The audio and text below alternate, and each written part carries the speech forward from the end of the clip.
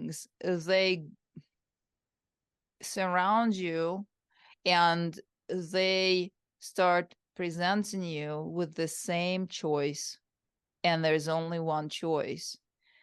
So they find the weak spot either through love. I call it love trapping. Oh, you have all this family to go back with and incarnate again. Or you made these promises on your deathbed to come back and love this person again. Oh, that you can have finally the love of your life living with you, whatever. So you say, oh, yes, right? So, or they guilt trip you and they say, oh, you did this and that, and then you have to go back. And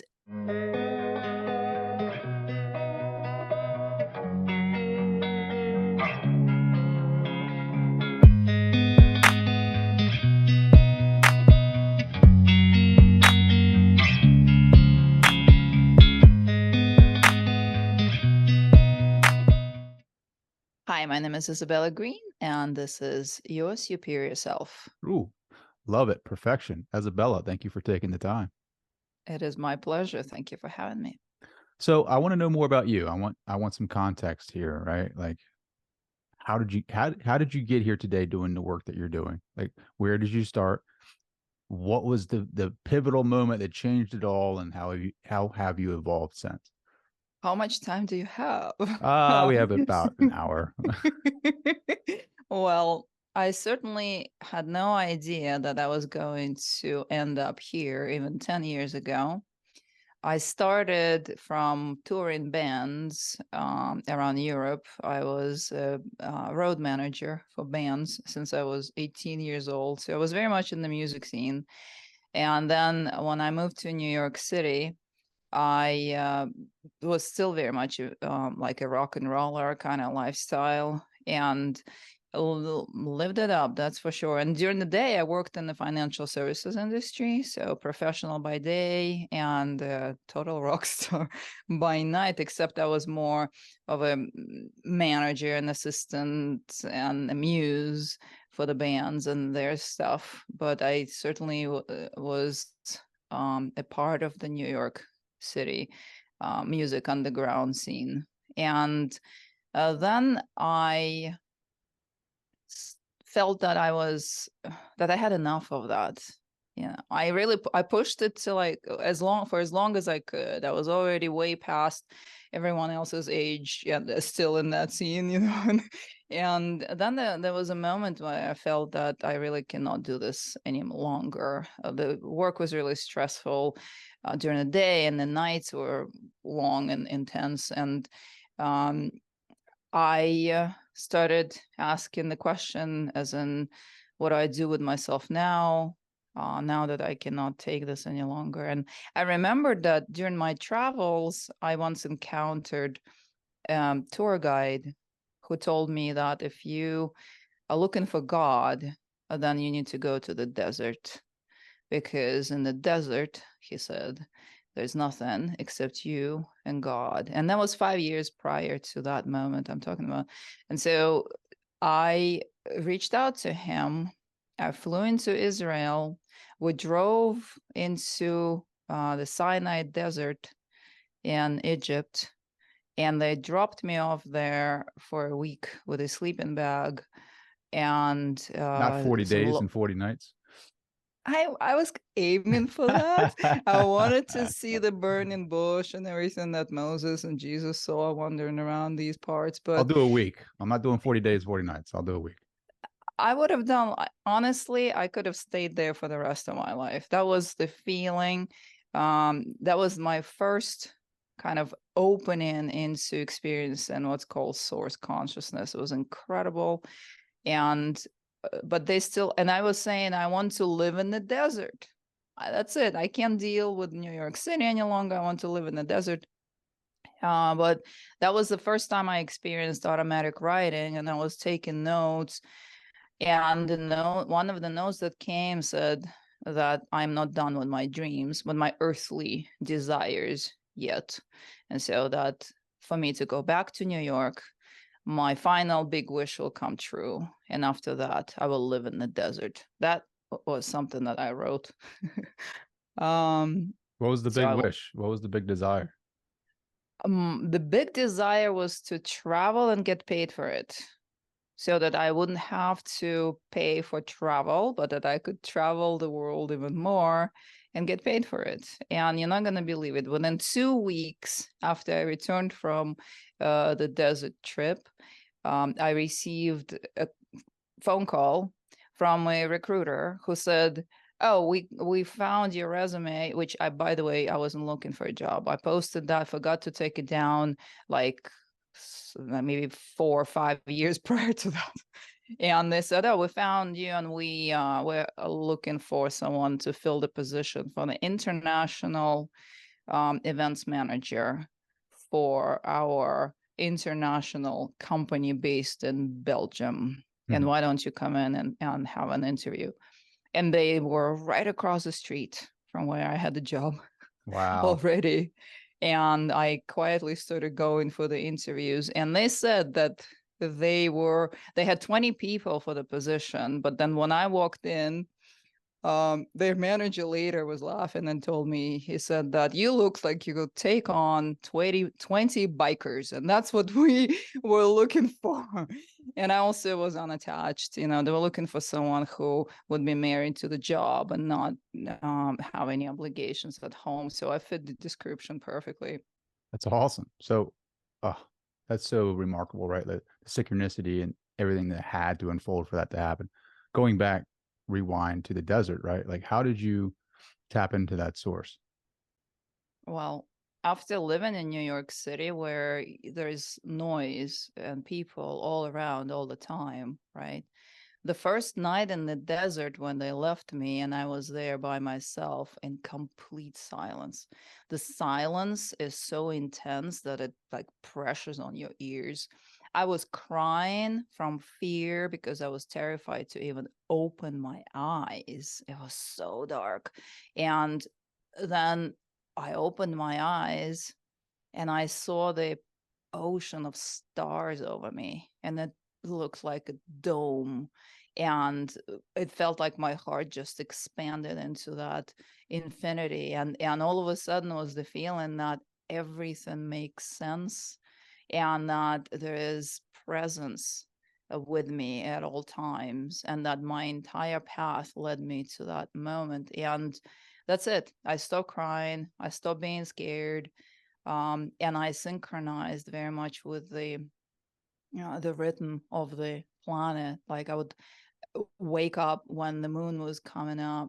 I would lay down as soon as it will get really dark because you can't really do anything. My watch stopped. There was nothing worked there. It was like completely just me and God.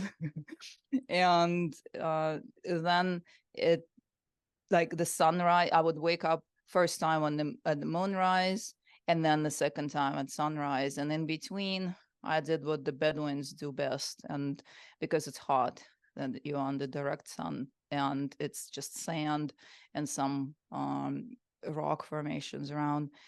So I was told that the task of the Bedouin is to figure out what to do with themselves throughout the hours of high heat, meaning the art of doing nothing in between. And so, yeah, but there was a lot of processing and contemplation. And I really faced a lot of my own internal demons at that point. And yeah, came Mm-hmm. back to New York, got the job, stopped with the rock and roll for the most part.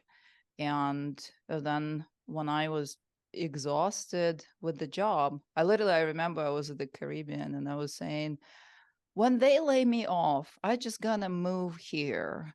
And I repeated that enough times that people around me were like, you realize that you're asking to get laid off? I was like, what?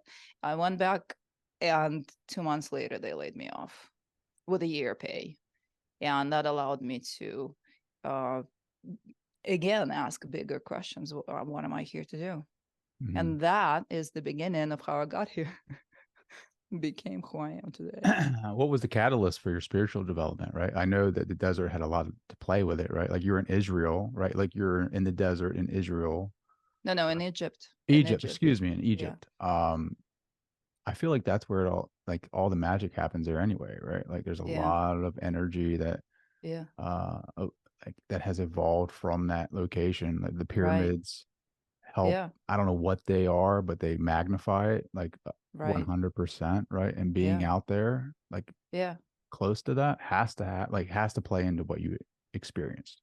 It's the magic land, it's the holy land, the whole area, including Israel and Egypt, are both, you feel, even if when you're not at the temples, when you're not at the pyramids, but the land really feels, you can truly feel the presence. It as soon as you step out of the airport, quite Really. literally, you really feel it. If you're sensitive, you can feel it, I'm like very in your sensitive. I'm cells. highly Yeah. sensitive to that. Like Yeah. I told you, I just got back from LA. Like I'm highly sensitive to that energy. The East Coast is a different energy. It just seems kind of dense, you know? Like Yeah. I don't know if you experienced that, right? No, I'm not hating on the East Coast. I'm born and raised here, but it just seems like when I go to Cali, it's just a different energy, right? Yeah. I have not been to Egypt or Israel. I can only imagine what that's like, but I'm very Yeah. sensitive to energy. And then Yeah. putting yourself in that like vortex of energy, right? Like the experiences, I'm sure are just magnificent, right? Yeah. True. True. Yeah, you're And right. then you moved to Arizona, and now you're in the Yeah. desert. So I spent a year in New York after they laid me off, but I noticed that I was getting less and less involved with the New York life. I wasn't enjoying it as much. When I first moved to New York, I was saying, "Hey, this is where I'm gonna stay for life," But then it kind of all uh, got out of the window, and I noticed that I'm just sitting there learning about consciousness and asking questions that I was never asking before. And I was like a sponge, just receiving all kinds of knowledge. And then also, I had another interesting occurrence where I was coming back from a yoga class, and at the and I just had a feeling, go to this bar, and I'm arguing with myself like, why I stopped drinking, I'm not drinking anymore, why to go have tea at this bar? I'm like, what's wrong like with this picture? I was like, okay, anyway, so I went, and as I walked in, there was only one person there, and he looked like he was half asleep. And as soon as I sat down and asked for tea, they said, "We don't have tea." I said, "All right, I'll have some water." He looked up at me and he said, "What do you do for a living?" And I said, "Well, I travel." And then so I was telling him my old story. And he said, "No, not that. What do you do for people?" And I got annoyed. I was like, "What is this? Who are you? Like, why are you asking me these questions?" And he said, "Because I can see something. So what is it that you do for people?" And I started thinking about it, and I realized that I've always been called a muse, even in the music scene, that I would show up in a band's life, and their stuff would amplify, and things got better for them.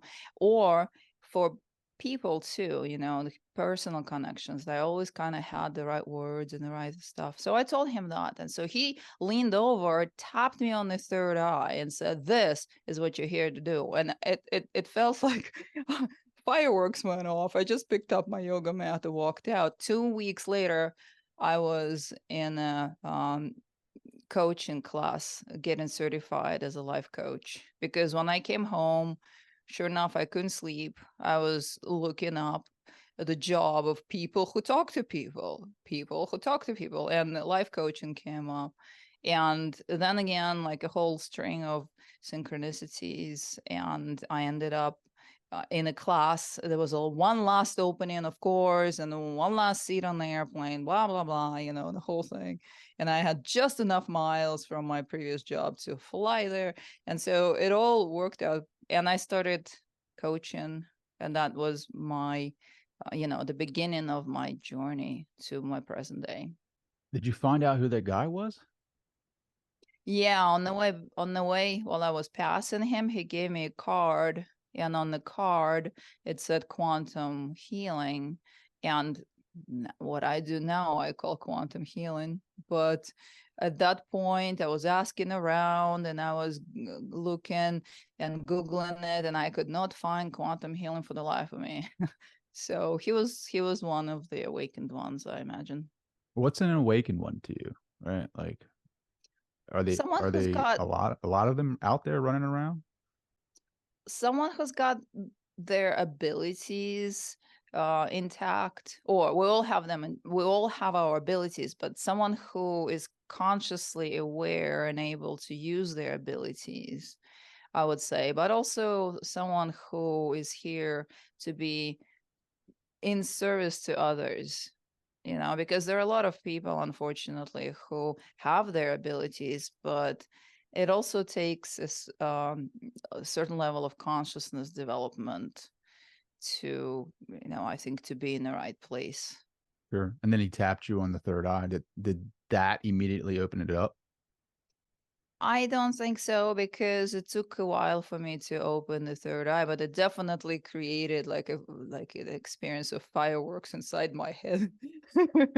uh, but I worked diligently to get my third eye opened through the technique of Dr. Joe Dispenza that I came across recently. No, not recent. 2010 was when I first had the first workshop with him, and things were happening. But in 2014, he started teaching the style of meditation that is catered towards opening a person's third eye. And so that's when the magic began for me, for sure. It took me a little while, but then I the whole new world opened up for me, and I also started going out of body, and that's what led to Ooh, hoo, hoo, hoo, all of hoo. the things that I am sharing in my book and all that. Hook, line, and sinker. Out of body experiences. I love. They make me so curious, right? I'm a huge Robert Monroe fan. Oh man, I love his work. I don't know if you read his work, right? But first, before I get into that, before Right. I get into my guilty pleasure, Ah, what did it feel like when your third eye finally opened? I okay, so I was in meditation, and I remember very distinctly the moment when it happened, because, well, it was accompanied also with intense Kundalini movement, and then I was in this dark space where completely black, the void, and I literally could feel every single person that I know, and then the rest of reality as well. So I was nowhere to be found. There was nothing in there, but at the same time, everything present. And so that was my first experience with the void. But when I came back, I slept a little bit after that because that was in the middle of the night. When I came back, it felt like filters were removed, because like the volume was turned up on reality, the senses like got amplified like 50%, like I've never seen stuff around, as if I've never seen beauty before, as if I've never tasted anything before, as if I've never experienced anything on my skin before.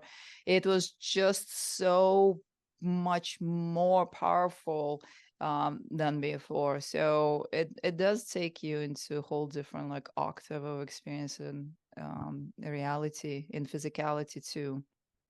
Is that the same experience as an out of body, right? Like that it's the way that you when your third eye opened, like did you see reality the same that you see it when you're out of body?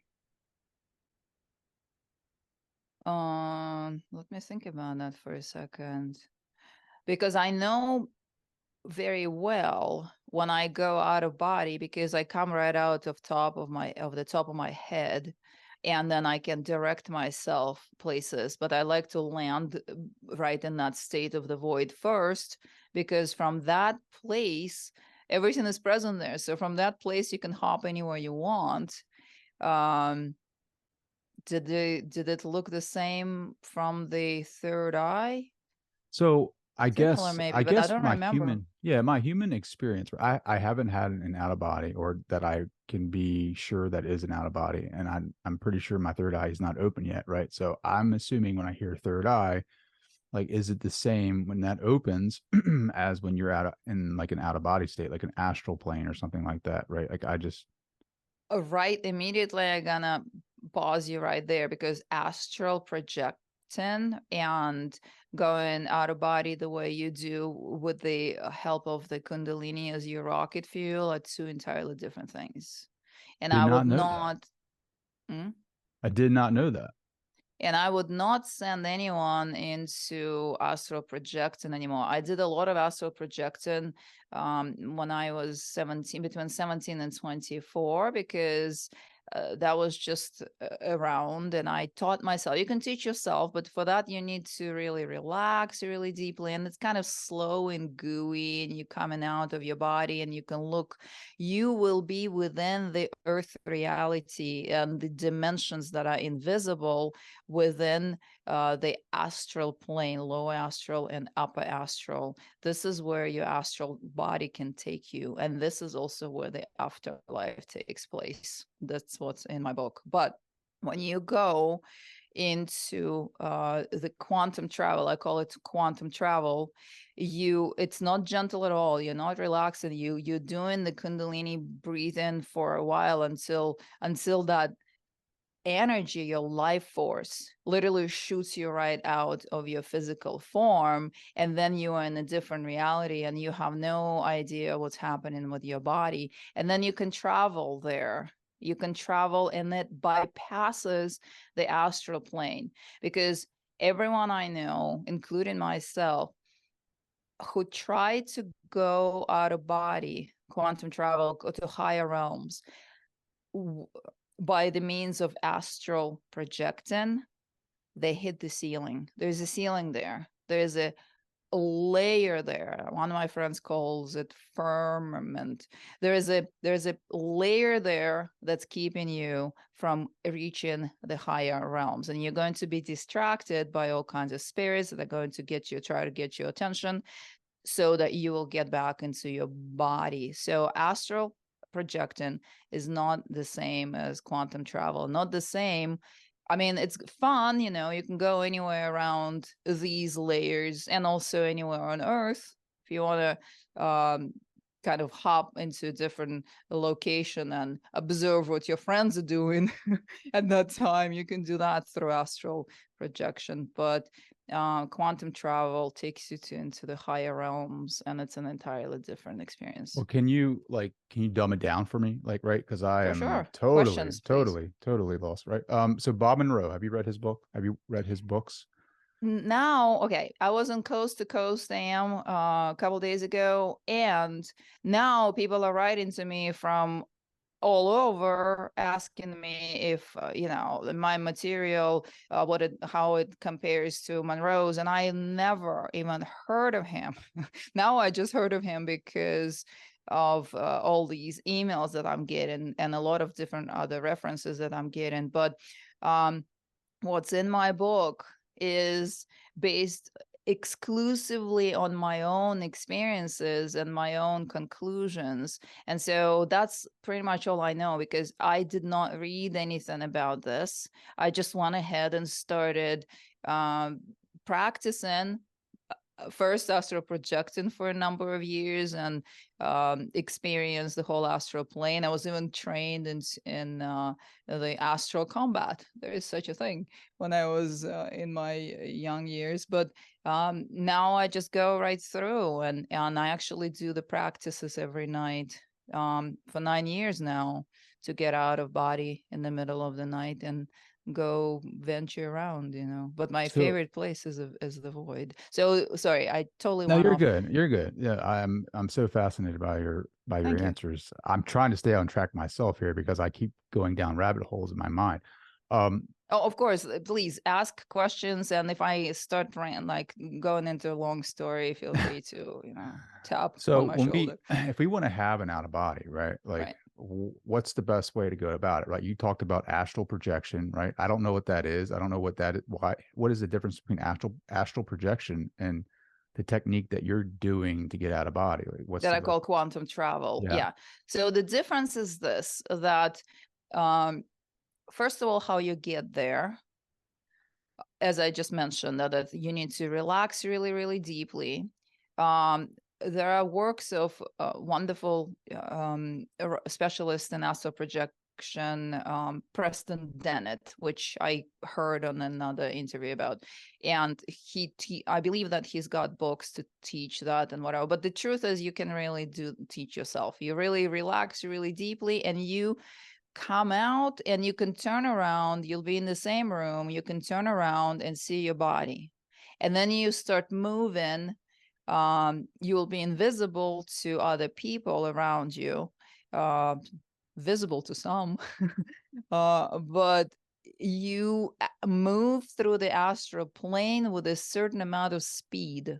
Okay, the astral dimension, both the lower astral and the upper astral, they have, they're within the time-space continuum, meaning to get from point A to point B takes, you feel that you're moving through space, and could be faster than the actual physical drive in there, but it's still, there's still a certain time getting there and a certain speed. And then there is the layer, the glass ceiling. So you experience what everything that astral dimension has to do with. For example, there are disincarnate souls there, meaning people who lost their bodies but still bouncing around there. There are spirits of the lower consciousness, that I'm talking about lower astral, where there are mazes and they will chase you into mazes, or they just bother you just because they have nothing else to do and they think you shouldn't be there. There are plant and animal spirits in the astral plane. There are the ones that we call demons and ghosts, and just like all kinds of stuff that is very close to the consciousness level that we have on Earth here. And then the upper astral is what people call heaven. It's kind of the feeling of the music of the spheres coming from all directions, but that's populated by the handlers of the reincarnation cycle, and they're the ones making sure you don't get out and stuff. So that's Why a is whole that? Why is different that, right? story. Like, why are they trying to keep everyone reincarnating? Well, I heard about loosh from other sources, but now people are writing to me saying that Monroe coined that term as the vital energy of the human being, that it could be used or is used by these beings for sustenance. So that's astral dimension. But quantum travel, the technique you asked me, um, I use the Kundalini breathing that is called the cosmic cobra breath, or tantric kriya Kundalini pranayam.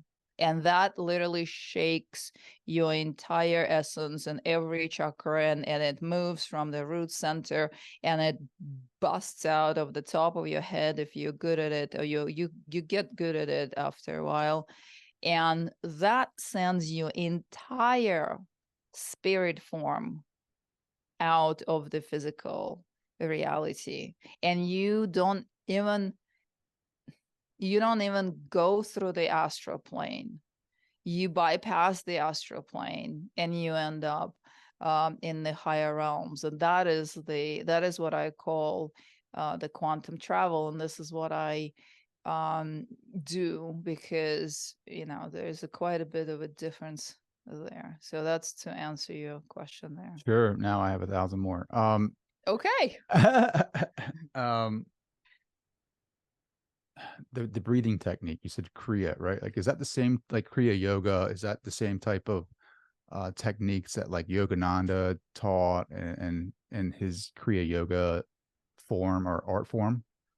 I think that any breath work that shuts down your analytical function and awakens your Kundalini energy will do. So my understanding is that that's a prana breath, different forms of prana breath. Yeah. But the ones, the breathing that I do, I originally learned from the workshops of Dr. Joe Dispenza, but then I found out that that's actually just an advanced yogic practice. And that is when you squeeze the energies in the lower centers, the yoga locks, and you kind of pump that energy, and then you keep breathing, pulling the energy out of the top of the head. And wherever you stop it, if you stop it at your third eye, it's going to amplify the center where it stops. So that's the technique that I use. Mm-hmm. Now, is there tests, right? Like when you get to that point, when you get to where you go, not necessarily in the astral realm, but like when Right. you go into the higher realms, is there like any type of tests that you need to pass in order to be there? No. No. No, because that's the most benevolent, energy. It's the fabric of reality. It's the fabric of what your soul and mind is made of. And also our bodies, except our bodies are way more condensed and stuff. Tests are only in the astral, because that's all the uh the mentality of like, oh, you have to, no pain, no gain kind of thing. One thing though that I want to mention is that it's not gentle at all.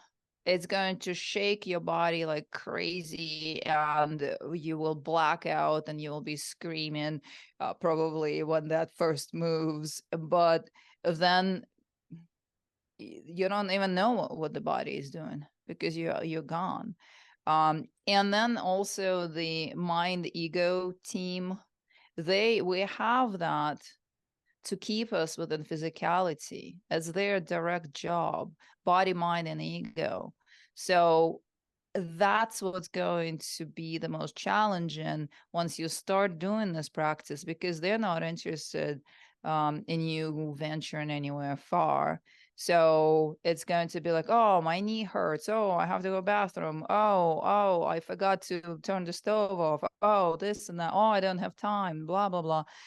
So the obstacles just pop in. But and then once it starts moving, and it's moving from your root to the solar plexus, you're like nauseous, and if you know how to handle your body, and you have enough willpower to just sit through all this, the resistance will go away and it will become easy and stuff, because the whole mind body ego team, they learn that you're coming back. It's all right, I guess. I don't know. Or like, who's the boss? Who's the boss? I want this.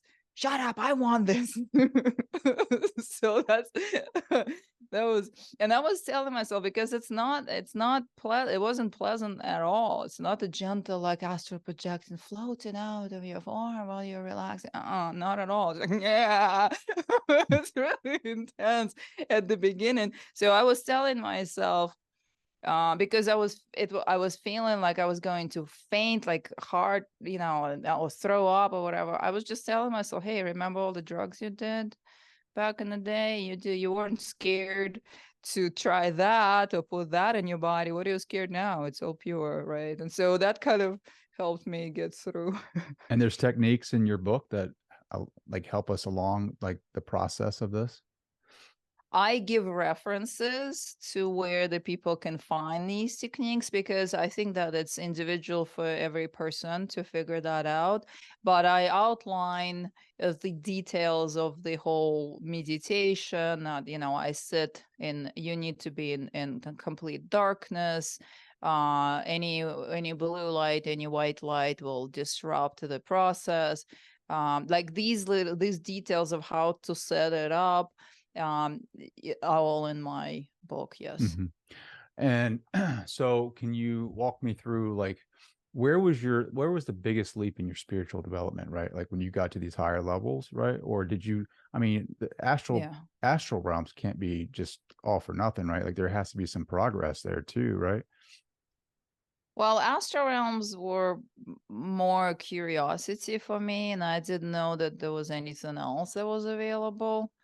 But I was super curious. So I just wanted to check things out. When did you know that there was a higher level? when So 2014, when I started doing nighttime meditations that Dr. Joe Dispenza taught.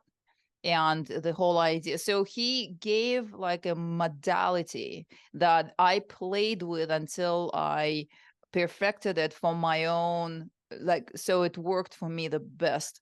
Like I figured out that a guided meditation that he had did not work for me. I just did the breath and the rest was just music. And I only needed music to know how much time had passed, because once you're out of body, you have the time dilation. So 4 hours might go by, you'll miss your work and everything, you know. So I know that once the music stopped, it's time to either get up or sleep a little bit before I get up and work. So that's that is my process, and I've been doing it for 9 years now. So that was the biggest breakthrough for sure, because once I started, this started happening regularly. And trust me, you know, when you're all stressed out or freaked out, it doesn't happen. You have to be in the right place. And I was not about to stop. You know, it's like, whoa, after that happened the first time, that's it. I'm like, whoa, I'm hooked. Let's go. So I kept trying and trying. And so it started happening regularly enough. And that allowed me to experience so many things, because I was always curious about the cosmos, just the open space. Did you And find your answers there? Did you find those answers, yeah, specific answers there? yeah. Are your guides there too? The thing with guides, there is this thing about guides that uh, I'm very, very cautious nowadays as for who I consider my guides, but I have connected with non-terrestrial beings, kind of made friends with non-terrestrial beings that sometimes I ask them questions, but most of the time, or sometimes I channel them, but most of the time, um, look, in that space of samadhi, or that space of the void, everything is present there. All you have to do is get there. And then you can have any question in the back of your mind. When you come back, you find that you got the answer. You brought it Really? back with you. It's incredible. Yeah. That's the best What Google in the world.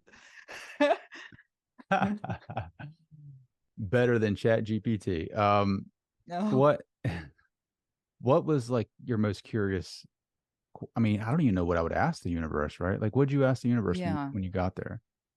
Yeah, so first, you know, I was just exploring different planets and how does it feel to be this kind of being? How does it feel to be that kind of being? Like I'd watched something on Gaia.com and about the cosmic race and be like, oh, I wanted to go check it out.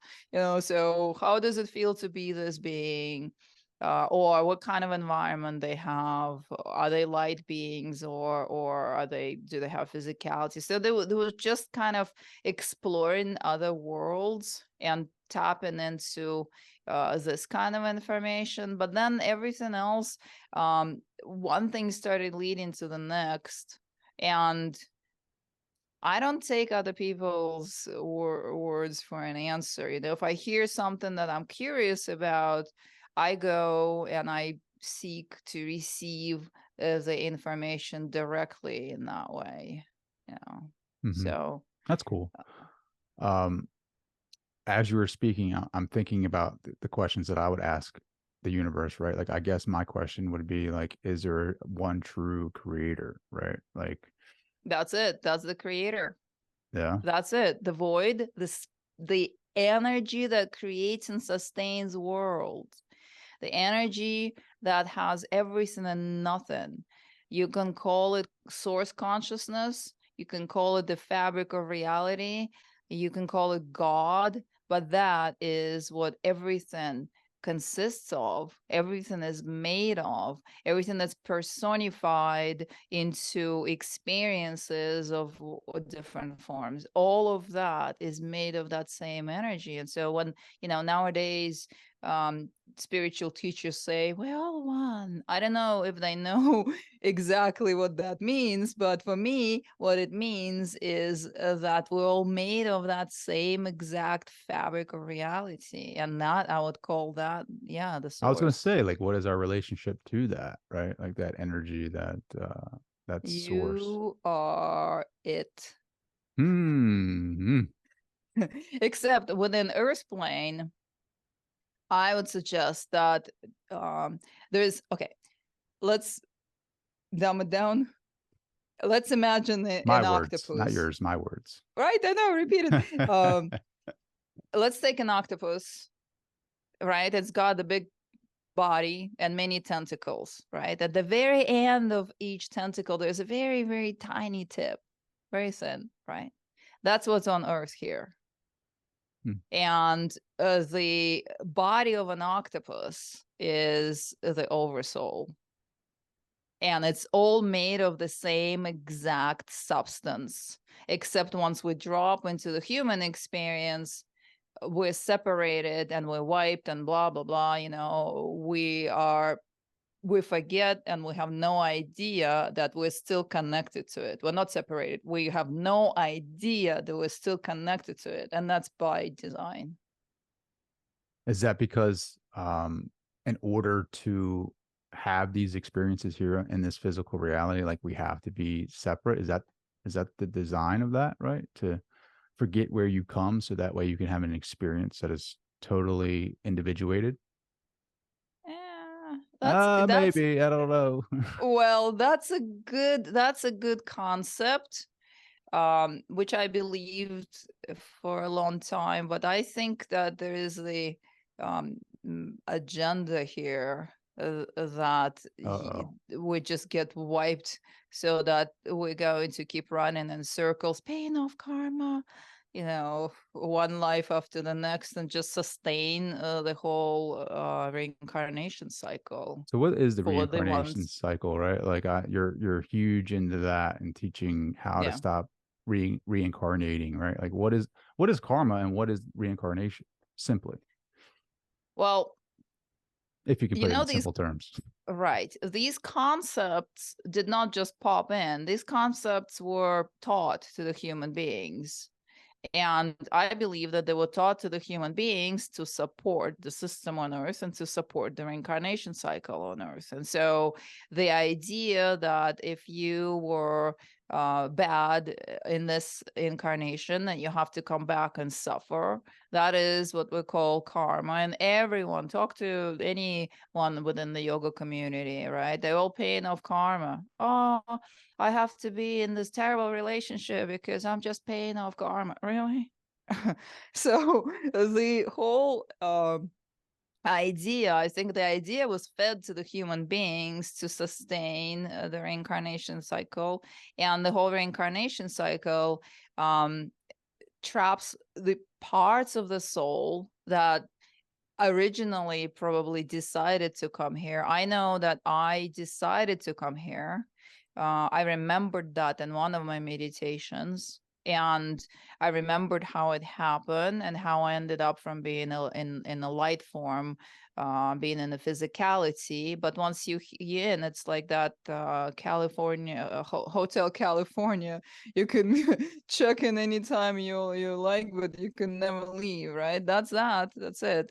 They got you. So then you go through a lot. You die. You go through. Beautiful angelic looking beings greet you, and they tell you that, oh, here, all of the stuff you did, 300 more incarnations off you go. So that's the reincarnation cycle in a nutshell. And then the karma, I believe, is a concept that supports that. So every time we pass away, we're still kind of we don't remember who we truly are, right? And so we're met by some beings telling us we have to go back and live that life, right? Like, so how do we get out of that cycle? Ask me that again. Let me bring something here, that the reason people have such life-changing experiences during the near death, right? Near death experiences, that they come back changed, is because the upper astral and the state of fluidity and the state of um, freedom, like you're no longer bound, there's no pain, there is no suffering. You just, for a moment, for that second, you feel like a tiny part, just a tiny part of what you are as the entirety of the soul. Okay.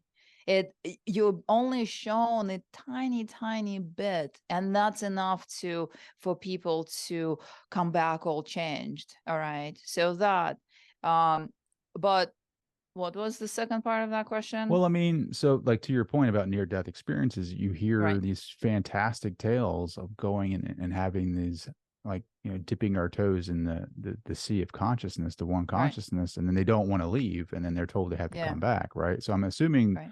the beings that you're speaking about that push Right. us back into this life are the gatekeepers, Yeah. essentially, right? Like, but how do Yeah. we, like, are we being tricked into coming back here, or are we, like, is there, what's the why? The Yeah. loosh, like the loosh in Robert Monroe's book, is the energy, right? Like Yeah. of love, of emotional, emotive outbursts Right. from the earth realm that Right. essentially the beings feed off of. They farm, right? Like, so to think that the earth reality is a farm for higher beings, to me, that's kind of shitty, And not right? for the higher beings, because we don't really know. um some call them archons, all right, but they're shape-shifting beings. They're going to present what you're going to be most susceptible believing. All right, so if you believe in Krishna, you're going to see Krishna. If you believe in Jesus, you're going to see Jesus. But are they real? No, I don't believe so. If you don't believe in either, you're going to see your deceased loved ones, someone who is going to open your heart. There is a Star Trek episode, Jane versus Archon, where he looks like her father while she's being resuscitated. Very, very typical experience like that. And also someone sent that to me after I published my book. I was so like not informed as far as like other people's stuff. But these beings, they surround you and they start presenting you with the same choice, and there's only one choice. So they find the weak spot either through love. I call it love trapping. Oh, you have all this family to go back with and incarnate again. Or you made these promises on your deathbed to come back and love this person again.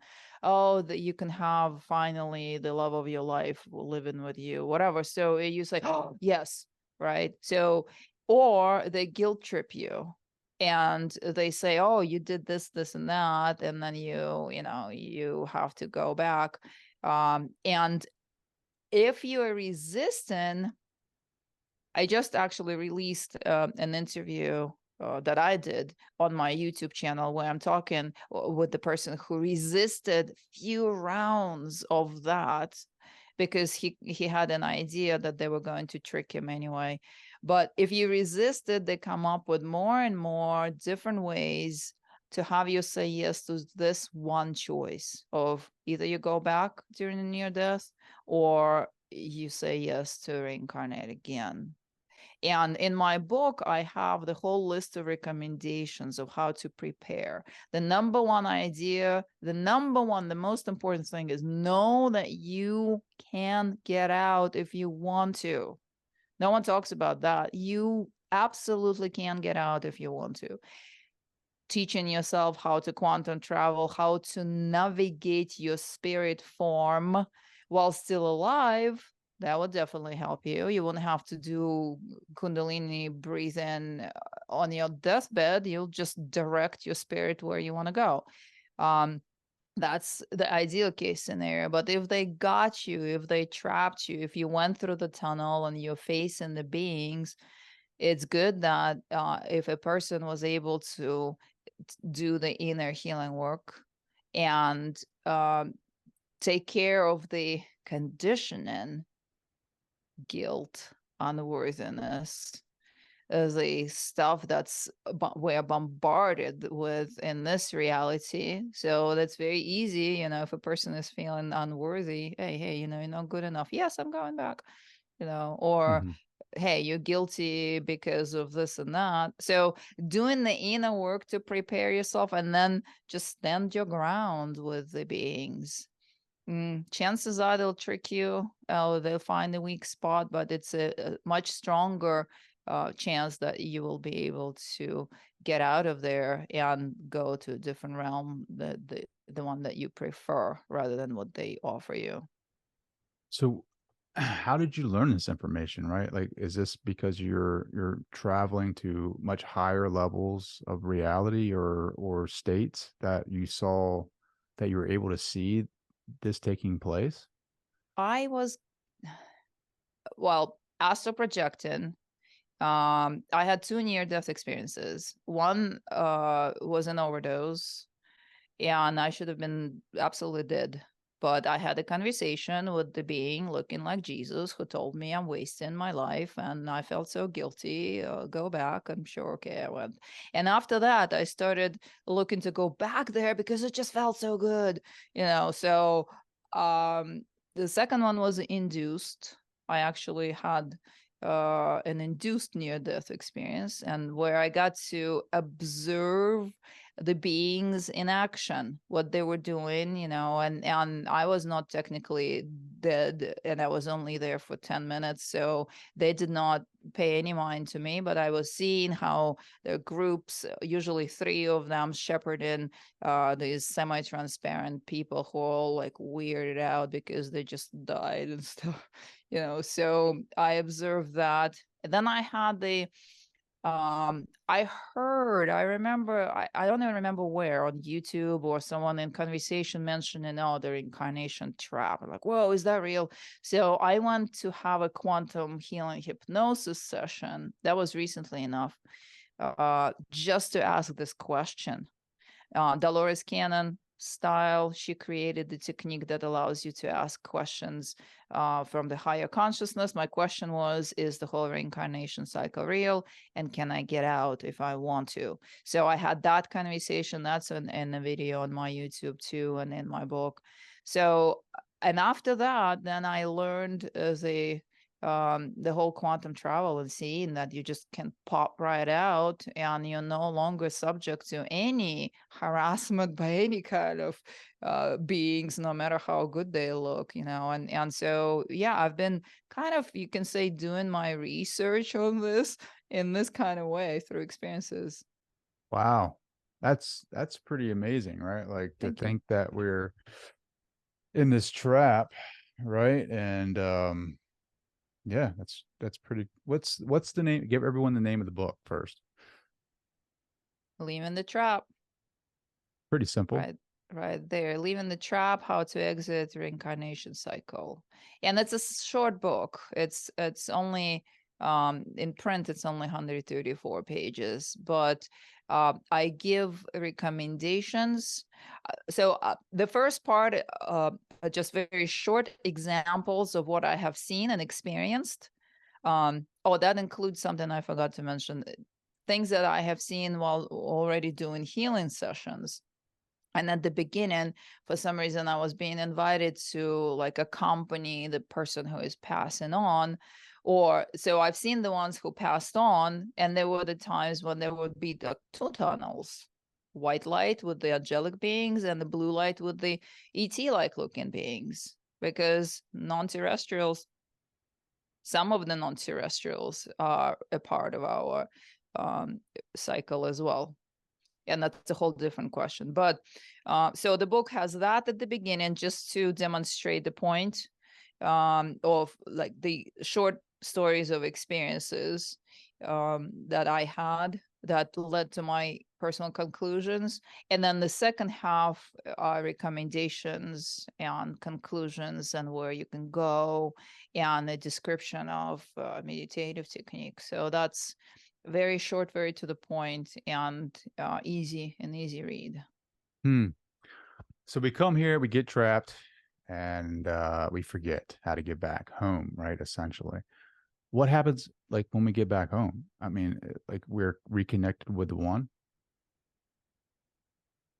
I think you have choices, because you can go back into the void, right? That's the source. You reconnect with the source, and you just take a little rest there. If I could stay there for another trillion years, you know, and be happy because nothing is lacking. It's everything is present. It's the most incredible state of being. But if, you know, the soul gets bored or whatever and wants to physicalize or personify, take some sort of a shape or form or consciousness experience, then you can choose a different world. I personally am eyeing up the Andromeda galaxy. There is a planet there that I've visited, and the beings that I channel from that planet, and it's just so. So I would love to We have to maybe, have another we have to have another conversation because I have so many more questions. of course, Isabella, thank you for taking the time. my Your pleasure. I see your website in the back, right? So it's Yep. isabellagreen.com. If you want to check Mhm. her out, buy her book. Isabella, I can't thank you enough for taking the time and educating us on how to leave the reincarnation cycle. It is my pleasure. And yeah, we've barely scratched the surface. So I would love to continue at any point.